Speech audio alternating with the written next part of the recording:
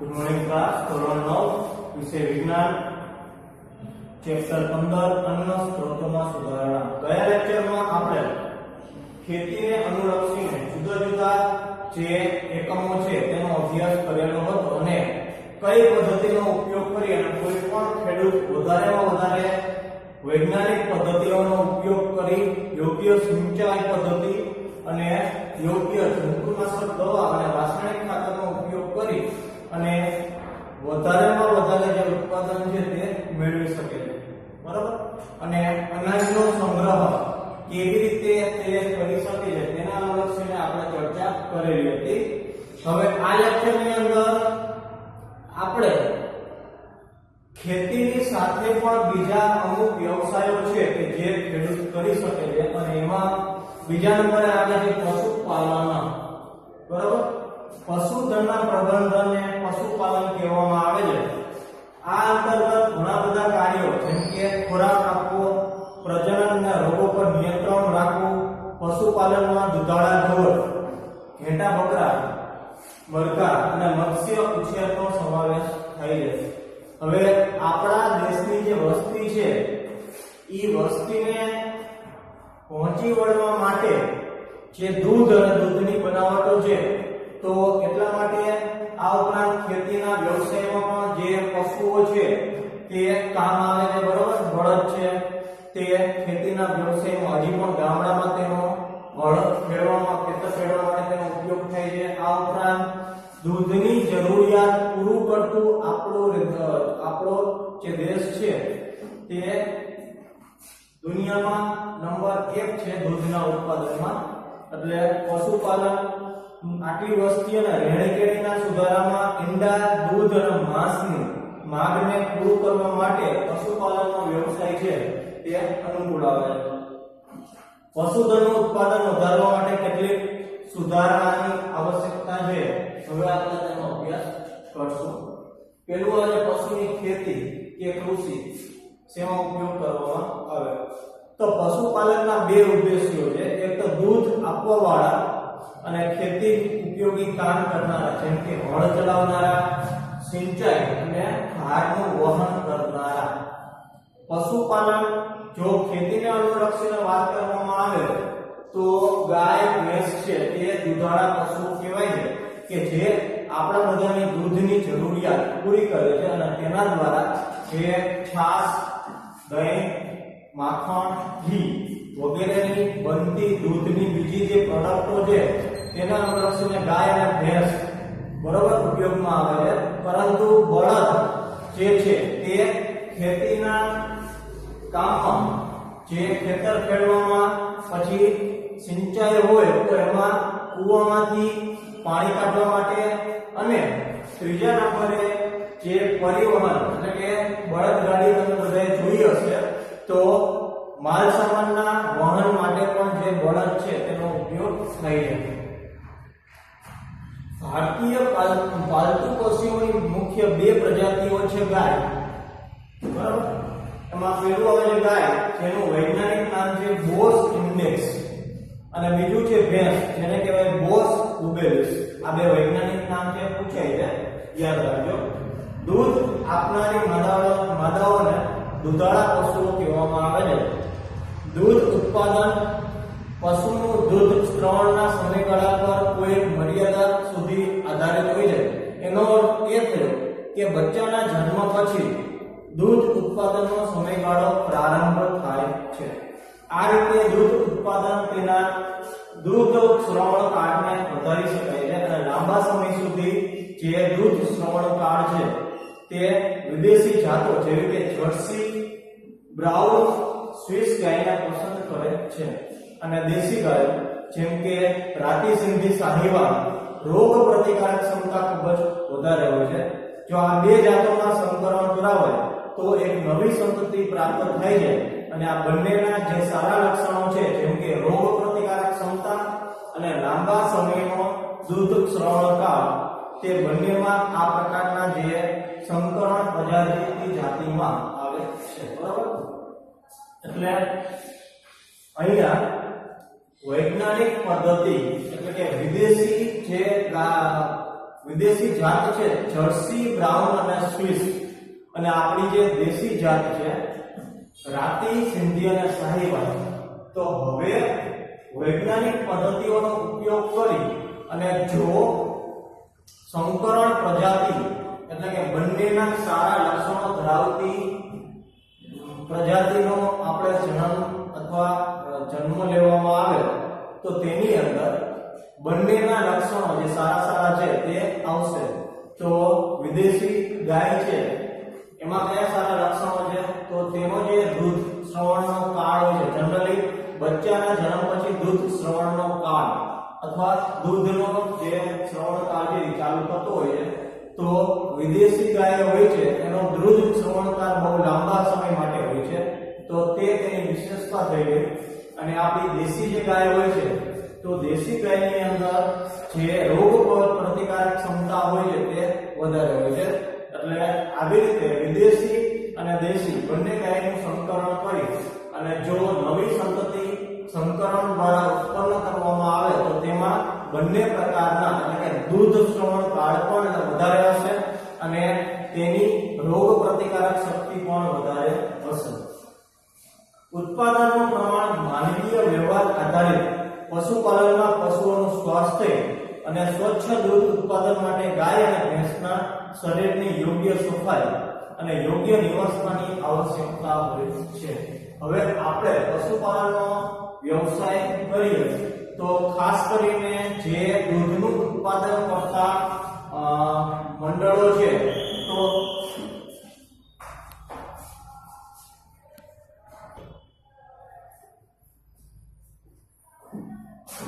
દૂધના વ્યવસાય અથવા ડેરી ઉદ્યોગ સાથે સંકળાયેલા જેટલા પણ વ્યક્તિઓ હોય છે તો ખાસ કરીને તેમના પાસે તબેલા હોય છે. આ તબેલાની અંદર ગાય અને ભેંસને રાખવામાં આવે છે. તો ગાય અને ભેંસને તમે રાખો તો તેમના શરીરની યોગ્ય સફાઈ અને જે સ્થાનમાં તેમને રાખેલા છે તે સ્થાન છે એ સુવ્યવસ્થિત અને સ્વચ્છ હોવું જોઈએ. પશુના શરીર પરથી ખરેલા વાળ અને ધૂળને દૂર કરવા માટે નિયમિત પશુની સફાઈ કરવી જોઈએ. તેઓનું નિવાસસ્થાન હવાવાળું અને હવાની અવર જવર થઈ શકે તેવું હોવું જોઈએ. નિવાસસ્થાનથી તેઓ વરસાદ, ગરમી અને શિયાળામાં ઠંડીથી બચી શકે અને નિવાસસ્થાનનું જે ભોંયતળિયું છે તે ઢોળાવવાળું હોવું જોઈએ કે જેથી તે સાફ અને સૂકું રહે. બરાબર? એટલે આપણે વ્યવસાયિક અર્થે ગાય અને ભેંસને સાચવીએ છીએ તો ધ્યાનમાં રાખજો કે ગાય અને ભેંસની તંદુરસ્તી જેટલી વધારે સારી રહેશે એટલું તે વધારે પ્રમાણમાં દૂધ આપી શકશે અને એના લીધે ફાયદો તમને જ છે. તો યોગ્ય જે સુવ્યવસ્થિત જગ્યા ધાબાવાળી, બરાબર, કે જે ગરમી, ઠંડી અને તડકાથી જે ગાય અને ભેંસનું રક્ષણ કરી શકે અને એનું જે ભોંયતળિયું છે તે ઢોળાવવાળું રાખવાનું કે જેનાથી જે તે બીજી બિનજરૂરી વસ્તુ છે તે ત્યાં હાજર ના રહે, સરકી જાય અને સ્વચ્છ રહે. દૂધ આપવાવાળા પશુને આહારની આવશ્યકતા બે પ્રકારની હોય છે. એક પ્રકારનો આહાર કે જેઓ તેઓના સ્વાસ્થ્યને જાળવી રાખે છે અને બીજો કે જે દૂધના ઉત્પાદનને વધારે છે. તેની જરૂરિયાત તેના દૂધ શ્રવણ કાળ સમયે હોય છે. હવે પશુ આહારમાં ખાંડેલું અનાજ કે જે સામાન્ય રીતે રેસામય હોય છે તે ખવડાવવામાં આવે છે. જ્યારે ઓછા રેસામય હોય તેવા પ્રોટીન અને પોષક તત્વોથી સંપૂર્ણ જે સંતુલિત આહાર છે તે પણ તેને આપવો જોઈએ. તો બંને પ્રકારની જે જરૂરિયાત છે તે સંતોષાવી હોય તો તે યોગ્ય આહાર દ્વારા તેનું રૂપાંતર દૂધમાં થશે.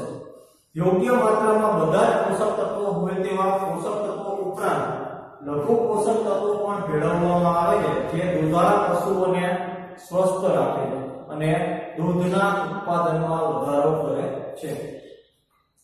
ઢોર અનેક પ્રકારના રોગોથી ગ્રસ્ત થઈ શકે છે જેના કારણે દૂધ ઉત્પાદનની ક્ષમતામાં ઉણપ આવે અથવા તેઓનું મૃત્યુ પણ થઈ શકે છે. માટે દરેક સ્વસ્થ પશુ નિયમિત રીતે ખાય છે, સારી રીતે બેસે છે, સારી રીતે ઊભા રહી શકે છે. આ ઉપરાંત બાહ્ય પરોપજીવીઓ અને અંતરજીવીઓ બંને ઢોરની અંદર હાજર હોય છે, માટે બાહ્ય પરોપજીવીઓ ઢોરની ત્વચા પર રહે છે, ઢોરની ત્વચાનો રોગ થઈ શકે છે, જ્યારે અંતઃ પરોપજીવીઓ જેમ કે કૃમિઓ, જઠર અને આંતરડા યકૃત કૃમિ યકૃતને રોગગ્રસ્ત કરે છે, માટે સંસર્ગજન્ય એટલે કે ચેપી રોગોને બેક્ટેરિયા અને વાયરસને કારણે થાય છે.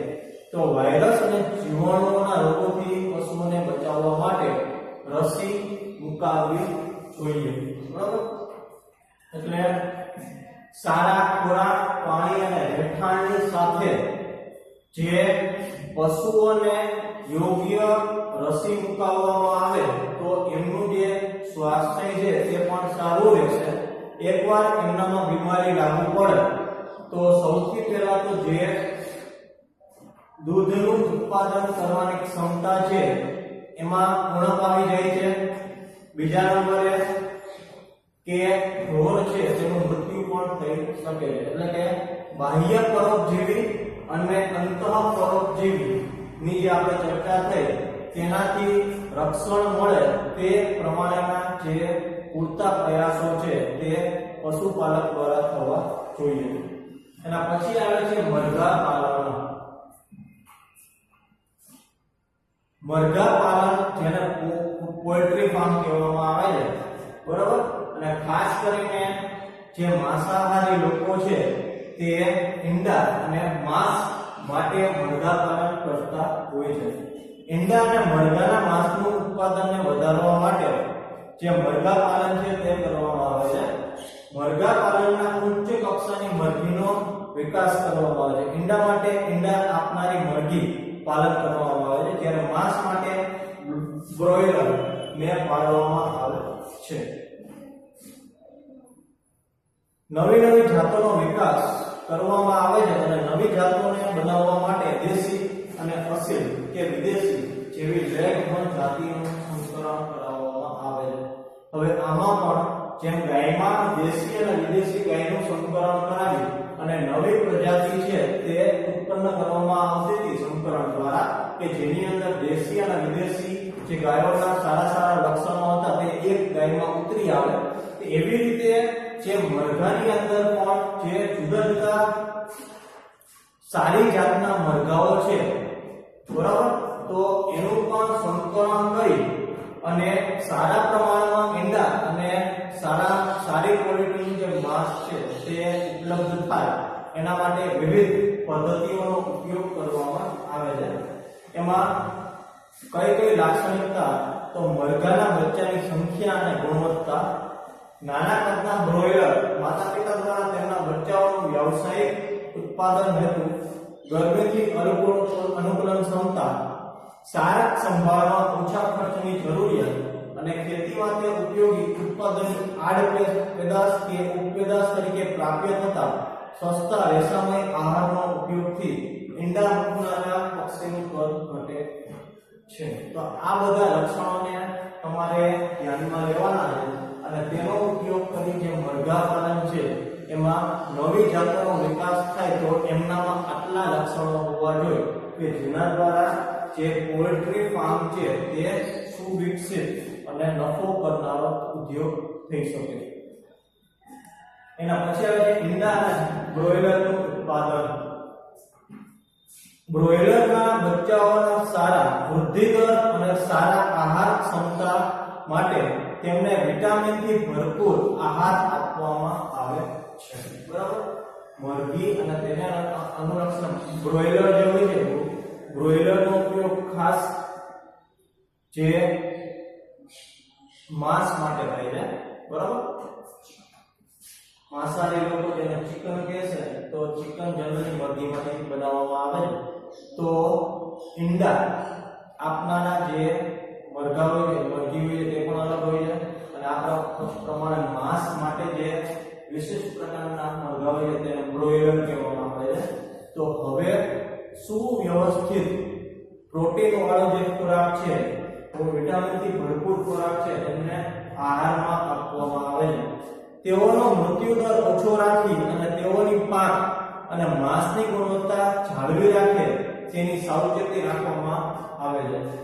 તેઓને બ્રોઇલરના રૂપમાં ઉત્પાદન કરવામાં આવે છે અને માંસના પ્રયોજન માટે ઉછેર કરવામાં આવે છે. પોલ્ટ્રી ફાર્મમાં જે મરઘાનો ઉપયોગ થાય છે, મરઘાનો ઉછેર થાય છે, તેનો હેતુ એક જ છે, સારા પ્રમાણમાં ઈંડાનું ઉત્પાદન અને સારી ગુણવત્તાવાળું માંસ બોઇલર દ્વારા.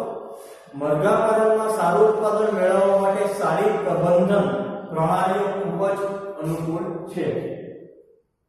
તેમના નિવાસમાં યોગ્ય તાપમાન અને સ્વચ્છતાનું નિર્ધારણ કરી અને સારામાં સારા ગુણવત્તાવાળા આહાર તેમને આપવા જોઈએ અને તેની સાથે તેઓ રોગો અને જંતુઓથી મુક્ત રહે તે પ્રકારની વ્યવસ્થા કરવી જોઈએ. આ ઉપરાંત બ્રોઇલરનું જે નિવાસ, પોષણ અને પર્યાવરણીય જરૂરિયાતો, આ ઉપરાંત ઈંડા આપનારી મરઘીઓની પણ કેટલાક અંશે જે જરૂરિયાતો હોય છે તે અલગ અલગ હોય છે.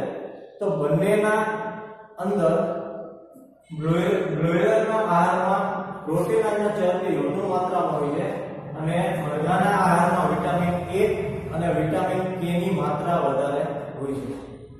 જીવાણુ, વાયરસ અને ફૂગ, પરોપજીવી અને પોષણની હીનતાને મરઘીઓમાં ઘણા પ્રકારના રોગો થઈ શકે છે.